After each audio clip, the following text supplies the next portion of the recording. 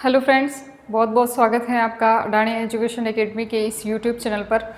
तो हम एनसीईआरटी का जो कक्षा 12 है उसका फर्स्ट लेसन हम पढ़ रहे थे और इसके अंदर हमने 2-3 क्लासें ले ली है, जिसके अंदर हमने लेसन नंबर फर्स्ट जिसका नाम है जीवों में जनन ये स्टार्ट किया था, है ना। इसके अंदर हम क्या क्या टॉपिक पढ़ लिए थे ये एक बार चर्चा कर लेते हैं, उसके बाद में नेक्स्ट टॉपिक जो है वो स्टार्ट करेंगे। हमने जनन के बारे में पढ़ लिया था, जनन के प्रकार कितने होते हैं वो पढ़ लिए थे, पूरे कंप्लीट नहीं हुए हैं। जनन के 2 प्रकार हमने देखे थे, अलैंगिक जनन और लैंगिक जनन। अभी लैंगिक जनन में हमने कोई भी स्टार्ट नहीं किया है, कोई भी टॉपिक। अभी हमारा चल रहा है अलैंगिक जनन। अलैंगिक जनन की हमने कुछ विधियाँ पढ़ी थी, उसमें हमने पुनरुद्भवन, बीजाणु निर्माण, विखंडन और ऐसे कुछ विधियाँ हमने पढ़ ली थी, ठीक है। और उनके हमने डिटेल में उनकी चर्चा भी कर ली थी। और जो आज का हमारा टॉपिक रहने वाला है वो है कायिक जनन, कायिक प्रजनन, ठीक है। कायिक जनन के बारे में मैंने आपको पहले ये बताया था कि कायिक जनन जो है वो अलैंगिक जनन का ही एक प्रकार है, ठीक है।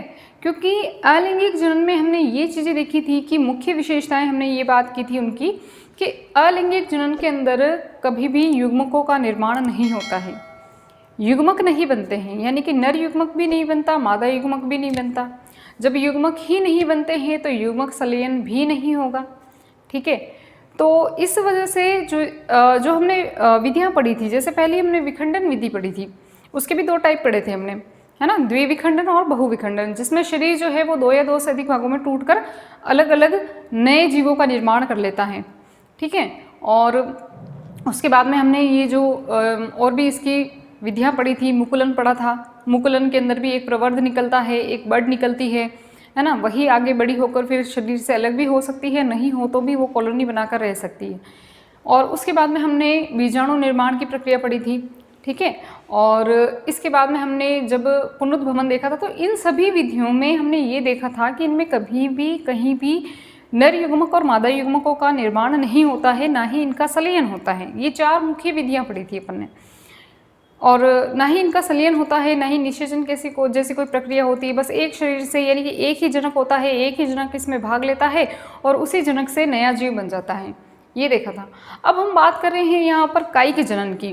तो मैंने आपको पहले भी बताया था कि कायिक जनन जो है वो अलैंगिक जनन का प्रकार है।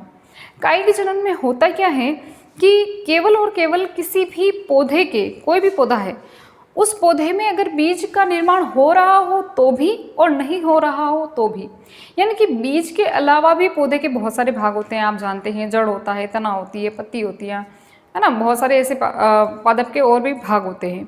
तो अगर कहीं पर भी हम अगर पौधा बो रहे हैं और वो हम पौधा जो उगा रहे हैं वो बीज के अलावा पौधे के अन्य भाग से उगा रहे हैं, ठीक है। जड़ से उगा सकते हैं, तने से उगा सकते हैं, शाखा से उगा सकते हैं, और भी बहुत सारे प्रकार है पौधे के, तो उनसे, पौधे के बहुत सारे भाग हैं तो उनसे हम नया पौधा उगा सकते हैं। तो यही विधि कहलाती है कायिक जनन। कायिक जनन के बारे में मैंने पहले भी एक क्लास ले चुकी हूँ मैं। आरबीएससी का जो फर्स्ट चैप्टर था उसके अंदर एक टॉपिक था कायिक जनन, और उसी कायिक जनन को जो है वहाँ पर मैंने बहुत डिटेल में पढ़ाया था। तो वही वीडियो हम यहाँ पर ऐड करेंगे, ठीक है। और उसी क्लास को हम इसके अंदर ऐड कर रहे हैं आगे। फिर इसके बाद में जो इसके और भी टॉपिक है, जो एक्स्ट्रा टॉपिक आपके कोर्स के अंदर दे रखे हैं, तो वो मैं आपको फिर से इसमें क्लियर करवा दूंगी, ठीक है। लेकिन जो सिमिलर टॉपिक है, आपका भी टॉपिक वही है एनसीईआरटी का, और आरबीएससी का जो टॉपिक था वो भी सेम टू सेम है, तो उसी वीडियो को हम इसमें ऐड कर रहे हैं। अब पढ़ते हैं कायिक जनन। कायिक जनन क्या होता है, हमें इसमें कायिक जनन को ही पढ़ना है। तो कायिक जनन क्या होता है, देखिए, बीज के अतिरिक्त पादप के किसी अन्य भाग से नए पादप का निर्माण क्या कहलाता है, कायिक जनन कहलाता है। हम सामान्यतः ये देखते हैं कि जो नया पौधा है हमें उगाना है तो हम क्या करते हैं, बीज लेते हैं, उसे बोते हैं और उससे नया पादप उग जाता है। लेकिन जो कायिक जनन है वो क्या होता है, देखिए, कायिक जनन में क्या होगा कि कायिक जनन में बीज से पौधा नहीं बनेगा, बीज के अलावा पौधे के जितने भी पार्ट है, जैसे कि तना हो गया, पत्ती होगी, जड़ हो गया, तो इनसे जो है वो नया पादप बनेगा। किस तरह से बनेगा वो हम डिटेल से पढ़ेंगे, तो इसे हम क्या कहेंगे, कायिक जनन कहेंगे, ठीक है। अब देखिए कि जो कायिक जनन है उसके लिए उपयोग में लिए जाने वाले अंग, जैसे कि जड़ होगी, तना हो गया, पत्ती हो गई, तो इसे हम क्या कहते हैं, प्रवर्ध कहते हैं। क्या कहेंगे, प्रवर्ध। यानी कि कायिक जनन के लिए जो भी उपयोग में लिए जाने वाले जितने भी अंग होंगे, चाहे जड़ हो, तना हो, पत्ती हो, तो उसे हम क्या कहेंगे, प्रवर्ध कहेंगे। नेक्स्ट हम बात करते हैं कायिक जनन। यानी कायिक जनन जो है वो भी दो प्रकार से हो सकता है। कौन सा, एक तो होता है प्राकृतिक कायिक जनन और दूसरा होता है कृत्रिम कायिक जनन या कायिक प्रवर्धन भी जिसे हम कह सकते हैं। तो अब हम एक एक को डिटेल से पढ़ेंगे कि प्राकृतिक कायिक जनन क्या होता है और कृत्रिम कायिक जनन क्या होता है। तो चलिए अब हम इसमें कायिक प्रवर्धन पढ़ते हैं। कायिक प्रवर्धन की हमने बात की कि जो कायिक जनन होता है वो दो प्रकार से होता है। और कायिक जनन क्या होता है कि बीज के अलावा पौधे के अन्य भाग जैसे जड़ हो गया, तना हो गई, पत्ती हो गया, तो इससे नए पौधे का बनना क्या कहलाता है, कायिक जनन कहलाता है। और ये हमने पढ़ा कि दो प्रकार का होता है, प्राकृतिक और कृत्रिम। प्राकृतिक का मतलब ये है कि उसमें मनुष्य का कोई हस्तक्षेप नहीं होगा। पौधे का जो निर्माण होगा, नया जो पौधा बनेगा वो प्रकृति में ही होगा, प्रकृति के द्वारा ही होगा। देखते हैं कि प्राकृतिक कायिक प्रवर्धन किस प्रकार से होता है। तो देखिए प्राकृतिक कायिक प्रवर्धन में हमें जो पहला पढ़ना है वो पढ़ना है तने के द्वारा, क्योंकि हमने पढ़ा कि बीज के अलावा जितने भी इसके कायिक भाग होंगे उनसे इसका पौधे का निर्माण होगा, नया पौधा बनेगा। तने के अंदर सबसे पहला हम पढ़ते हैं प्रकंद। क्या पढ़ते हैं, प्रकंद। प्रकंद क्या होता है, देखते हैं कि प्रकंद क्या है। यह एक अनियमित आकार का भूमिगत मांसल तना है जो शान होता है। देखिए अनियमित यानी इसके कोई आकार नहीं होगा, कोई आकृति नहीं होगी, यानी कि ये भूमि के निचले भाग में होगा, यानी इस तरह से भूमि के निचले भाग में होगा, इस तरह से होगा, ठीक है। और मांसल तना है जो शान होता है, शान का मतलब फ्लैट, बिल्कुल इस तरह से जमीन के नीचे होगा, ये शान अवस्था में होगा ये। और इससे जो है वो अपस्थानिक जड़ें निकलती है। इससे किस प्रकार की जड़ें निकलेगी, अपस्थानिक जड़ें निकलेगी, ठीक है। नेक्स्ट इसका हम अगर एग्जाम्पल देखें तो अदरक, अदरक है, हल्दी है। आपने अदरक और हल्दी को देखा होगा जो इस प्रकार से शान अवस्था में, यानी कि मांसल भाग होता है, ये अनियमित आकार का तना होता है। ये हम ये कह रहे हैं कि तना जो अदरक है और हल्दी जो है वो किससे बनते हैं, तने से, यानी तने से इनका निर्माण होता है। और ये तना कैसा होता है, अनियमित आकार का, यानी इसकी कोई आकृति नहीं होगी, ये फ्लैट होगा बिल्कुल। और भूमिगत भाग मतलब यानी कि भूमि के अंदर ये होगा, भूमि के अंदर से इसका निर्माण होगा नए पौधे का। नेक्स्ट हम पढ़ते हैं कंद। कंद क्या होता है, देखिए कंद है भूमिगत तने की शाखाओं में खाद्य पदार्थ संग्रहित होने से, यानी कि कोई भूमिगत यानी भूमि के नीचे तना है, उसमें क्या हो जाता है, खाद्य पदार्थ जो भोजन है उसमें संग्रहित इकट्ठा हो जाता है। और इकट्ठा होने की वजह से वो कैसा हो जाता है, थोड़ा मोटा हो जाता है, मोटा हो जाता है। संग्रहित होने से ये फूल कर, यानी फूल कर ये मोटा हो जाता है, यानी गोल हो जाता है, या अंडाकार, गोल, या हम कह सकते हैं हमारी भाषा में मोटा हो जाता है, गोल हो जाता है, जिससे कलिका निकलती है और इसे आंख कहते हैं। सबसे अच्छा उदाहरण है इसका आलू। आलू, हमने आलू को देखा है, आलू के ऊपर इस प्रकार से एक व्हाइट संरचना होती है, सफेद संरचना होती है, जिसे हम आंख कहते हैं। ये इस प्रकार की कलिका निकलती है। और इस आलू का, यानी ये जो आलू देखा है हमने कि ये फूला हुआ भाग रहता है। फूला हुआ क्यों रहता है, उसके अंदर क्या होता है, स्टार्च। हमें पता है कि इसमें स्टार्च होता है, यानी भोज्य पदार्थ जो है वो उसमें इकट्ठा होता जाता है, भरपूर मात्रा में उसमें स्टार्च होता है, तो वो इकट्ठा होता जाता है और इसलिए वो फूल कर गोल हो जाता है या अंडाकार आकृति का हो जाता है। इसका एग्जाम्पल हो जाएगा आलू। नेक्स्ट हम देखते हैं घनकंद। क्या है, घनकंद। घनकंद क्या होता है, ये एक प्रकंद, प्रकंद हमने जो पढ़ लिया है ऊपर, क्या होता है, इसी का एक रूपांतरण रूप है जिसमें खाद्य पदार्थ का संग्रहण होने पर, यानी इसमें भी क्या होगा, खाद्य पदार्थ जो है वो संग्रहित हो जाएंगे, इकट्ठे हो जाएंगे। लेकिन इसमें क्या होगा, लंबाई जो है, यानी तने की लंबाई जो है वो चौड़ाई से अधिक हो जाएगी, यानी कि चौड़ाई तो हो जाएगी कम और लंबाई क्या हो जाएगी, अधिक हो जाएगी। और इसका अगर एग्जाम्पल पढ़े तो इसका एग्जाम्पल हो जाएगा अरबी। देखिए इसमें क्वेश्चन इस प्रकार से बन सकता है कि कंद के द्वारा किस पौधे का निर्माण होता है, यानी कंद क्या है, एक तना है, या आलू में किस प्रकार का जनन पाया जाता है, किसके द्वारा जनन होता है। तो ये तो हमें पता है कि तने के द्वारा, लेकिन तना भी कौन सा, कंद है, प्रकंद है, घनकंद है, शल्ककंद है, कौन सा तना। तो इस प्रकार से क्वेश्चन बन सकता है। नेक्स्ट हम देखते हैं शल्ककंद। शल्ककंद क्या होता है, इसका जो स्तंभ होता है, यानी कि जो स्तंभ, तना जो होगा, ऊपरी भाग का जो स्तंभ होगा वो बहुत ही छोटा होगा, बहुत छोटा होगा, आकार में छोटा होगा ये। और जिसके निचले भाग से अपस्थानिक कलिकाएं जो है वो निकली रहती है। अपस्थानिक कलिकाएं जो है वो समूह के रूप में निकली होती है, इस तरह से एक समूह बनाती है, इसका गुच्छा बनाती है। इसमें निकली रहती है, और जो पर्व संध्या होती है वो पास पास आ जाती है। जितनी भी पर्व संध्या होगी वो सब इकट्ठी होकर क्या बनाएगी, शल्ककंद बनाएगी। नेक्स्ट हम इसका उदाहरण देखते हैं कि शल्ककंद का उदाहरण क्या हो जाएगा, प्याज और लहसुन जो है वो इसका उदाहरण हो जाएगा।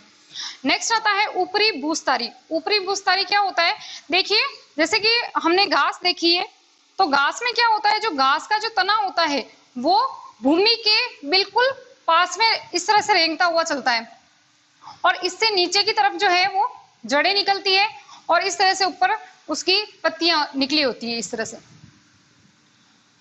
ये तो यानी कि इसमें क्या होगा, जो इसका तना होगा वो भूमि के समांतर चलेगा, बिल्कुल समांतर, यानी इसके जो है वो टच होता हुआ समांतर होता हुआ आगे बढ़ेगा, और इससे नीचे की तरफ क्या निकलेगी, जड़ें निकलेगी, और ऊपर जो है इसकी पत्तियां निकलेगी। तो इसका एग्जाम्पल हम ले सकते हैं घास। नेक्स्ट है भूस्तारी। देखिए भूस्तारी, और इसका उदाहरण हो जाएगा स्ट्रॉबेरी। भूस्तारी क्या होता है, ये जो तना होगा वो भूमि के, जैसे कि यहाँ पर इसकी जड़ें होगी, और यहाँ पर जो पौधा होगा वो वहां से इसका जो तना होगा वो कुछ ऊपर उठकर आगे जाकर वापस एक नया पौधा बना देगा। इस तरह से एक नया पौधा बना देगा, यानी कि यहाँ पर पौधा जो होगा उसका जो तना होगा वो थोड़ा सा भूमि से ऊपर उठकर आगे जाकर फिर से एक नया पौधा बना देगा, और इसका उदाहरण हो जाएगा स्ट्रॉबेरी। नेक्स्ट है अंतः भूस्तारी। देखिए अंतः यानी अंदर की ओर, है ना, और भूस्तारी यानी भूमि के अंदर की ओर। तो यहाँ पर क्या होगा, जो भूमि है उसके अंदर की ओर तना जो है वो रेंग कर चलेगा, और आगे जाकर एक नया पौधा बना देगा। जिस प्रकार से यहाँ पर एक पौधा है, उसका तना भूमि के बिल्कुल समांतर चलेगा अंदर की ओर, और वो आगे जाकर एक वापस फिर से क्या बना देगा, एक नया पौधा बना देगा। तो देखिए इसका उदाहरण हो जाएगा पुदीना। क्या हो जाएगा, पुदीना। चलिए नेक्स्ट हम देखते हैं कि जड़ों के द्वारा कायिक प्रवर्धन किस प्रकार से होता है। तो इसका हम एग्जाम्पल लेते हैं शकरकंद, एस्पेरेगस, डहेलिया। देखिए जो जड़ें होंगी उसमें क्या होगा कि जो जड़ें हैं वो भूमिगत भाग में है, और इन जड़ों से एक नया प्ररोह निकलेगा, और उस नए प्ररोह से क्या होगा, नए पादप का निर्माण होगा। नेक्स्ट हम देखते हैं पत्तियों के द्वारा, जो पत्तियां होती है उससे किस प्रकार से नया पादप उगता है। तो देखिए कि जो पत्तियां होगी वो पत्ती टूटकर भूमि पर गिरेगी, तथा उस पत्ती से देखिए वो जो पत्ती है, जैसे कि हम एग्जांपल लेते हैं ब्रायोफिल्म, तो उस पत्ती की जो किनारा होगा, जो किनारा है वहीं से एक नए पादप का निर्माण होगा। और जो बिगोनिया है उसमें भी इसी प्रकार से पत्ती के द्वारा जो है वो नए पादप का निर्माण होगा, नया पादप उससे विकसित होगा। नेक्स्ट हम देखते हैं जन्नांगों द्वारा। देखिए इसके अंदर क्या होगा कि जन्नांग में पुष्प कलिकाओं के स्थान पर पत्र प्रकलिका उत्पन्न होगी, और इसी के द्वारा नए पौधे का निर्माण होगा। इसका एग्जाम्पल हम देखें तो रामबास, रतालू आदि इस प्रकार के उदाहरण हैं। देखिए आज जो है हमने कृत्रिम विधियां जो है कंप्लीट की है। कल की क्लास में नेक्स्ट क्लास में हम प्राकृतिक विधियों को पढ़ेंगे। तब तक अपने घर में रहें, सुरक्षित रहें और जुड़े रहें हमारे क्लासेस से। Thank you. उसमें जो हमने जनन पढ़ा था, कायिक प्रवर्धन पढ़ा था कि कायिक प्रवर्धन क्या होता है, कि बीज के अलावा पौधे के किसी अन्य भाग से नया पादप उगाना क्या कहलाता है, कायिक प्रवर्धन कहलाता है। और कायिक प्रवर्धन भी हमने दो टाइप का पढ़ा था, कि एक होता है प्राकृतिक, एक होता है कृत्रिम। प्राकृतिक हमने कंप्लीट कर लिया था। हमने बात की थी कि जो प्राकृतिक होता है, प्राकृतिक जो कायिक प्रवर्धन होता है उसमें मनुष्य का कोई हस्तक्षेप नहीं होता है। आज जो हम पढ़ने जा रहे हैं वो है कृत्रिम कायिक प्रवर्धन। क्या है, कृत्रिम कायिक प्रवर्धन। इसमें हम देखेंगे कि जो कृत्रिम कायिक प्रवर्धन है उसमें मनुष्य जो है किस प्रकार से फेरबदल करके नए प्लांट को उगाता है, एक ही प्लांट से नए प्लांट को जो है, नए पौधे को जो है वो उगाता है। तो चलिए आज की क्लास स्टार्ट करते हैं। देखिए हम स्टार्ट करने जा रहे हैं कृत्रिम कायिक प्रवर्धन। सबसे पहले इसकी परिभाषा की बात करते हैं कि क्या होता है कृत्रिम कायिक प्रवर्धन। तो देखिए कि जब मानव निर्मित पद्धतियों का प्रयोग कर एक पौधे से कई नए पौधों को विकसित किया जाता है। जब मानव निर्मित पद्धतियों का, जो मनुष्य है उसका इसमें हस्तक्षेप होगा। हमने बात की कि वो जो है किसी भी प्रकार से फेरबदल करके या किसी भी अपने तरीके से जो है वो नए पादप को उगाएगा, उसी को क्या कहा जाता है, विकसित किया जाता है, उसे कृत्रिम कायिक प्रवर्धन कहते हैं। एक बार वापस पढ़ लेते हैं कि जब मानव निर्मित पद्धतियों का प्रयोग कर एक पौधे से कई नए पौधों को विकसित किया जाता है, यानी एक ही पौधे से कई नए पौधे विकसित किए जाएंगे, और किसका प्रयोग कर, मानव निर्मित पद्धतियों का, यानी कि इसमें मनुष्य का हस्तक्षेप होगा और उसे क्या कहा जाता है, कायिक प्रवर्धन यानी कृत्रिम कायिक प्रवर्धन कहा जाता है। अब हमें जो यहाँ पर पढ़ना है वो क्या क्या पढ़ना है, देखिए कृत्रिम कायिक प्रवर्धन जो है उसकी 3 विधियां हमें पढ़नी है और उसमें कौन कौन सी 3 विधियां हैं। पहली विधि है कर्तन, दूसरा दाब लगाना और तीसरा है रोपण। कर्तन जो विधि है उसमें हमें 2 विधियां पढ़नी है, पहला है स्तंभ कर्तन और दूसरा है मूल कर्तन। दाब लगाने की जो विधि है उसमें फिर से हमें 2 विधियां पढ़नी है, एक है टीला दाब और एक है वायु दाब, या जिसे हम कहते हैं गुट्टी दाब भी कहते हैं। नेक्स्ट है रोपण। रोपण में हमें 4 विधियां पढ़नी है, इसमें जीवारोपण, खच्चर रोपण और किरीट रोपण एंड लास्ट है कलिका रोपण।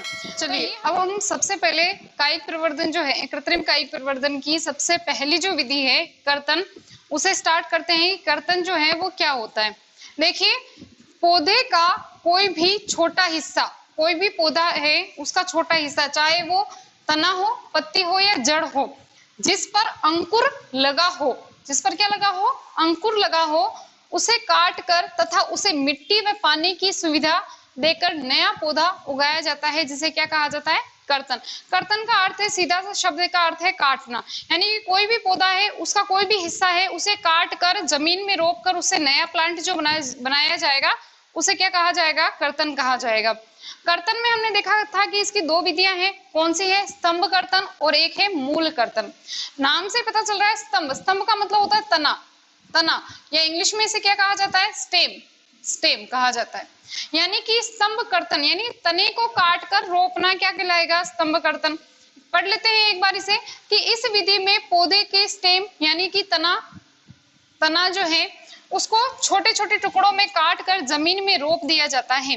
देखिए तना जो स्तंभ कर्तन है उसमें क्या होगा कि जो पौधा है उसके तने को काट कर क्या किया जाएगा, जमीन में रोपा जाएगा और उससे क्या होगा, नया प्लांट उगेगा। अब इसके उदाहरण देखते हैं हम, जैसे गन्ना है, अंगूर है, गुलाब है, बोगनविलिया आदि इसके उदाहरण है। हम जैसे देखते हैं कि जो गुलाब है या गन्ना है उसको क्या किया जाता है, उसके तने को काटा जाता है और उससे जमीन में रोपा जाता है, जिससे एक नया पौधा उग जाता है। तो ये क्या हो जाएगा, स्तंभ कर्तन हो जाएगा।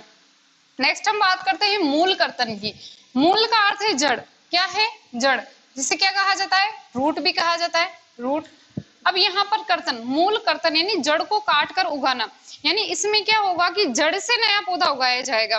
ठीक है, तो इस विधि में मूल के टुकड़ों को ऊर्ध्व स्थिति में लगाया जाता है ताकि शीर्ष पर उपस्थित अपस्थानिक कलिकाएं प्रस्फुटित हो सके। यहाँ पर क्या होगी, जो जड़ें होंगी उसको इस तरह से खड़ी अवस्था में यानी ऊर्ध्व स्थिति में लगाया जाएगा, तो उसकी जो शीर्ष अवस्था है, शीर्ष जो अवस्था होगी उससे क्या होगी, अपस्थानिक कलिकाएं निकलेगी और इन अपस्थानिक कलिकाओं से क्या होगा, एक नया प्लांट उगेगा। अगर हम इसके उदाहरण की बात करें तो देखिए इसका उदाहरण हो जाएगा नींबू, अमरूद, सेब, चेरी आदि, इस प्रकार के इसके उदाहरण हो जाएंगे। अब हम नेक्स्ट विधि पढ़ते हैं जो है दाब लगाना। क्या है, दाब लगाना।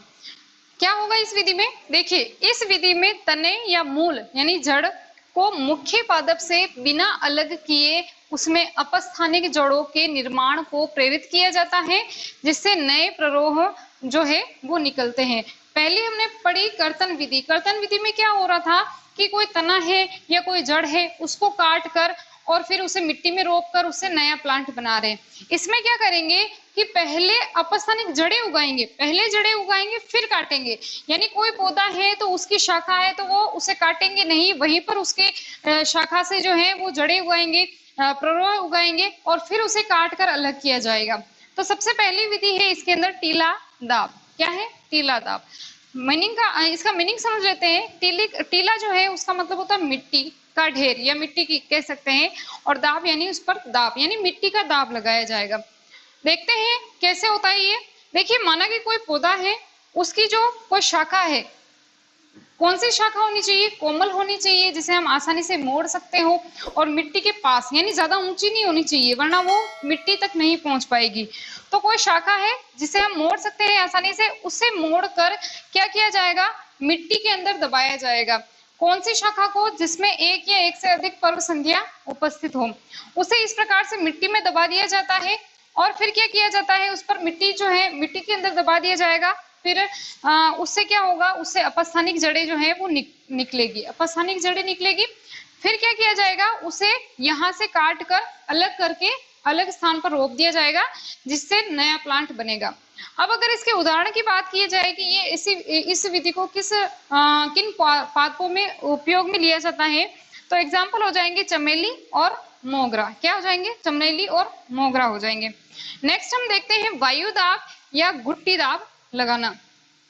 क्या होता है इनमें, देखिए ये जो विधि है उन पादपों में उपयोगी है जिनकी जो शाखा है वो बहुत मोटी है, और उन शाखाओं को हम नीचे यानी कि नीचे नहीं ला सकते, यानी कि उनकी जो शाखा है वो जमीन से बहुत ऊपर है, उनको हम मोड़ कर नीचे नहीं ला सकते। अगर हम ज्यादा उसे मोड़ेंगे तो वो टूट सकती है, क्योंकि वो मोटी है और शाखा जो है वो जमीन से बहुत ऊपर है। तो इसमें क्या किया जाएगा कि जो शाखा है उसको, उसकी जो सतह होगी, ऊपरी जो सतह होगी, उसको थोड़ा सा काट दिया जाएगा तथा उस पर वृद्धि हार्मोन थोड़े छिड़क दिए जाएंगे। उसके बाद इसे किसी भी प्लास्टिक हो गया, कोई प्लास्टिक है, रुई है या मोस है, तो उसे उसको लपेट दिया जाता है।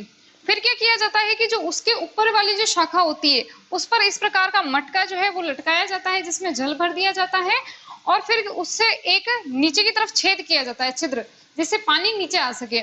और इस छिद्र में क्या किया जाता है, एक सूतली लटकाई जाती है, जो रस्सी है या सूतली है उसे लटकाया जाता है, ताकि वो पानी जो है वो इस तरह से सूतली के द्वारा नीचे आ सके। फिर इस सूतली को क्या किया जाएगा, यहाँ पर जो शाखा जिसे हमने काटा है और उसके ऊपर प्लास्टिक या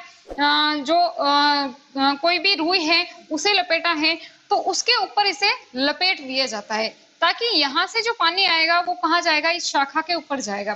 फिर क्या होगा, इस शाखा से जो है अपस्थानिक जड़ें निकलेगी या नए प्रवाह उत्पन्न होंगे। फिर इसे यहाँ से थोड़ा सा दूर से काट कर नया पादप उगाया जाएगा। ठीक है, तो ये हो गया वायु दाब और टीला दाब। नेक्स्ट जो हमारी विधि है वो है रोपण। क्या है, रोपण। जानते हैं पहले रोपण क्या होता है। तो देखिए, इस विधि में दो अलग अलग पौधों के हिस्सों को काट कर इस प्रकार से जोड़ते हैं कि वह संयुक्त होकर एक नए पौधे के रूप में वृद्धि कर सके। यहाँ पर क्या होगा कि जैसे कोई दो पौधे हैं, अलग अलग पौधे हैं, उनको उनके हिस्सों को काटेंगे और उनको इस प्रकार से जोड़ेंगे कि वो एक दूसरे में फिट आ जाए, और उनका क्या होगा, उन दोनों को इस प्रकार से जोड़ेंगे कि उनकी जो एदा होगी वो आपस में संयुक्त हो जाए, आपस में संयुक्त हो जाए। फिर उनको क्या करेंगे, बांध देंगे। अब देखिए कि यहाँ पर दो शब्द आएंगे, एक आएगा कलम और एक आएगा स्कंद। पहले जान लेते हैं कलम क्या होगा और स्कंद क्या होगा।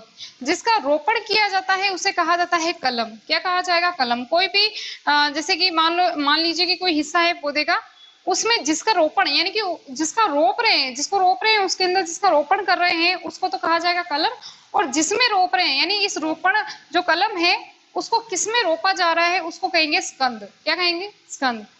ठीक है, अगर हम इसके एग्जाम्पल की बात करें तो कौन से हो जाएंगे, गुलाब, सेब, अमरूद, नींबू आदि, आम जो है आदि, इस प्रकार के इसके उदाहरण हो जाएंगे। सबसे पहला जो आता है इसके अंदर वो आता है जीभी रोपण। क्या आता है, जीभी रोपण। इनमें क्या होगा कि जो कलम और स्कंद जो होंगे वो बराबर मोटाई के होंगे, 8 से 10 सेंटीमीटर मीटर के इनके अंदर मोटाई के होंगे। इसमें क्या किया जाएगा, जो कलम और जो स्कंद होगा उन दोनों को ही, जो कलम होगा उसका तो आकार होगा वी आकार में इसको काटा जाएगा, और जो स्कंद होगा उसको वेज आकार में काट कर दोनों को रोप दिया जाएगा तथा दोनों को बांध दिया जाएगा। इस प्रकार से धागे, डोरी से, या फिर हम ये कह सकते हैं कि जो रस्सी है उससे इस प्रकार से बांध दिया जाएगा, जिससे यहाँ पर जो है इन दोनों, जहां से ये दोनों मिलेंगे वहां से क्या होगी, अपस्थानिक कलिकाएं निकलेगी और नए पादप का निर्माण हो जाएगा।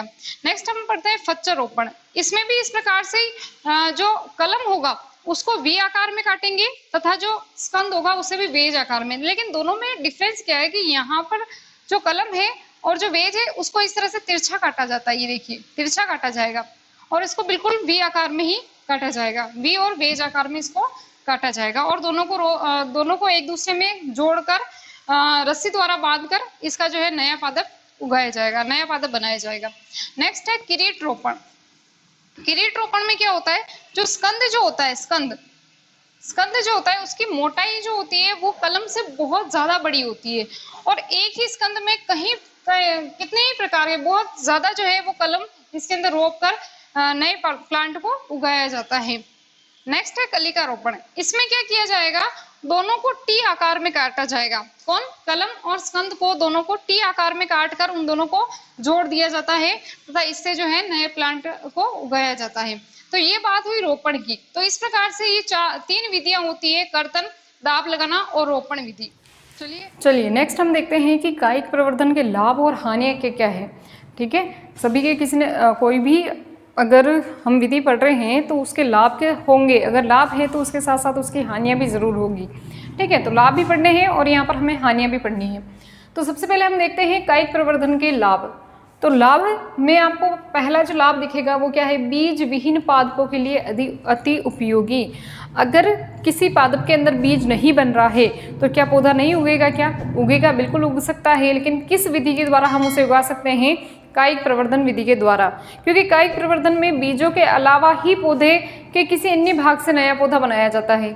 तो यहाँ पर अगर मान लीजिए कि कोई ऐसा पौधा है, जैसे केला ले लीजिए, केले के अंदर भी बीज नहीं बनते हैं, फिर भी केले का पौधा तो उगता है ना। तो हम बीज से विहीन पादपों के लिए, यानी कि जिनमें बीज नहीं बनते हैं, उन पादपों को भी हम उगा सकते हैं। ठीक है, नेक्स्ट पॉइंट देखिए, जिन पौधों में के बीज में अंकुरण क्षमता कम होती है उनमें भी ये उपयोगी होता है। मान लीजिए कोई बीज तो बन रहा है लेकिन उनका अंकुरण नहीं हो पा रहा है, उनमें से नई कलिका का प्रस्फुटन नहीं हो पा रहा है, तो फिर ऐसे पौधों को किस विधि के द्वारा उगाया जा सकता है, कायिक प्रवर्धन विधि के द्वारा उगाया जा सकता है। ठीक है, नेक्स्ट देखिए, उजड़े हुए क्षेत्र को शीघ्रता से हरा भरा किया जा सकता है। अगर मान लीजिए कोई बंजर भूमि है, बंजर तो नहीं कह सकते, यूँ कह सकते हैं कि कोई ऐसी भूमि है जिसके ऊपर पादप है ही नहीं, बिल्कुल नहीं है, कुछ भी नहीं है, तो हम अगर वहाँ पर बीज बोएं तो उनमें ज़्यादा समय लग सकता है। लेकिन इस विधि के द्वारा अगर हम वहाँ पर पौधों को उगाए तो बहुत ही जल्दी से वहाँ पर नए पौधे उग जाएंगे, यानी कि वो जो क्षेत्र होगा वो जल्दी से जल्दी हरा भरा हो जाएगा। ठीक है, नेक्स्ट हम पॉइंट देखते हैं, पादप के जीवित रहने की दर जो होती है वो अधिक होती है। ठीक है, इसके अंदर जो पादप जीवित रहने की दर होगी वो अधिक होगी। ठीक है, अब देखिए इसके और भी कुछ लाभ है कि यहाँ पर हम देख सकते हैं कि जो पौधा होगा उसमें हमने क्या क्या देख लिया भाई, बीज के अलावा भी पौधा बन सकता है ना। इसका जो विकास होगा, जो पौधा बनेगा, जो यूँ कह सकते हैं कि पौधा जो बड़ा होगा वो बहुत ही जल्दी से हो जाएगा।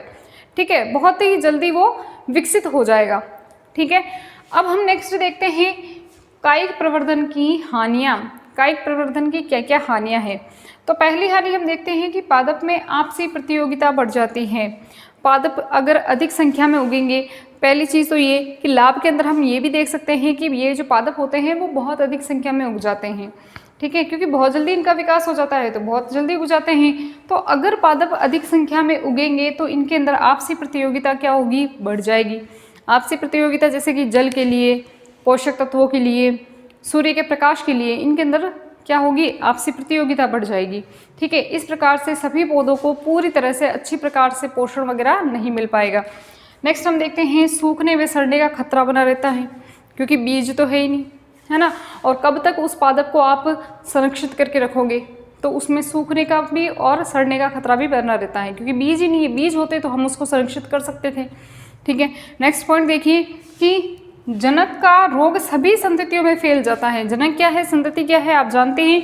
और जनक जो होगा, क्योंकि हम क्या कर रहे हैं, कोई भी पादप है, मान लीजिए कोई एक पादप है, ठीक है, पादप का हमने जड़ ले लिया और जड़ को हमने दूसरी जगह उगा लिया, तो अब उस जड़ का जो, क्योंकि वो जड़ जो है जिस जनक से ली है, अब अगर उस जनक में कोई रोग है तो वही जनक का रोग बाकी सभी जो संततियाँ होंगी, यानी कि नए पादप जो उगा रहे हैं उनके अंदर भी वो रोग फैल जाएगा।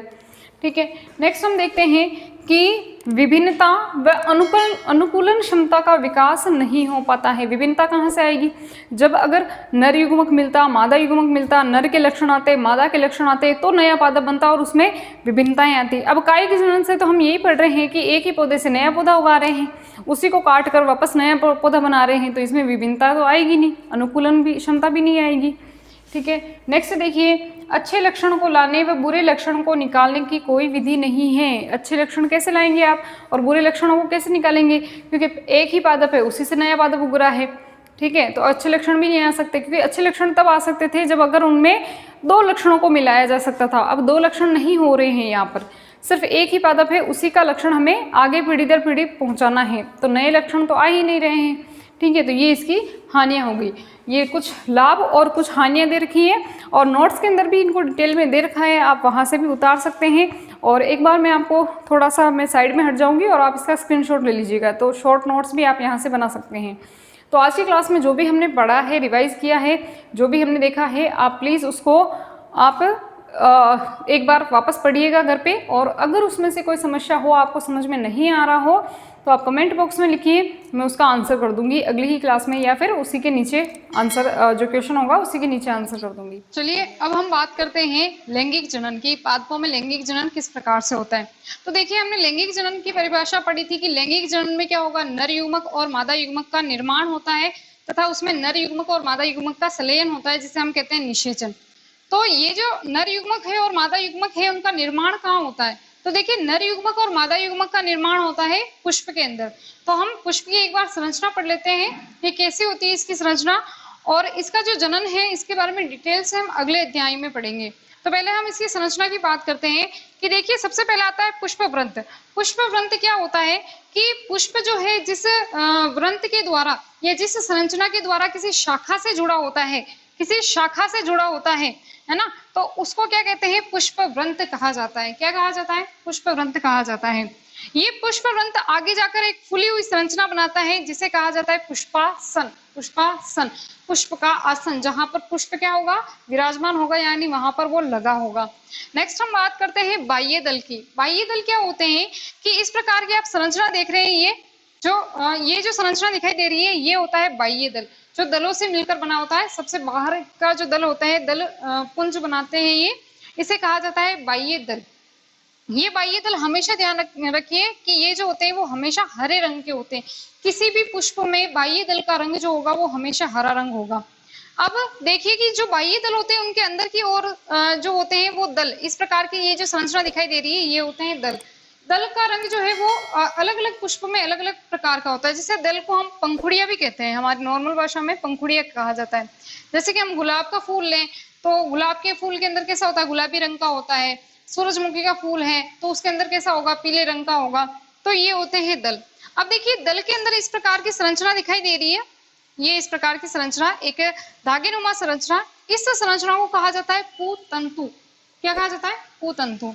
और ये पुतंतु आगे जाकर एक द्विपाली संरचनाओं का निर्माण कर रहे हैं। इस प्रकार की ये द्विपाली संरचना है। इस संरचना को कहा जाता है पराग कोश। इन्हीं पराग कोश में किसका निर्माण होता है, पराग कण का निर्माण होता है। किसका निर्माण होगा, पराग कण का निर्माण। और ये पराग कण क्या है, ये नर युग्मक है। क्या है, नर युग्मक है। पराग कोश और पुतंतु जो है उसे सम्मिलित रूप से कहा जाता है पुंकेसर। और ये क्या है, नर जननांग है। क्या है, पुंकेसर क्या है, नर जननांग। नर जननांग, जिसमें किसका निर्माण होता है, नर युग्मक का निर्माण होता है, जिसे हम क्या कहते हैं, परागकण कहते हैं।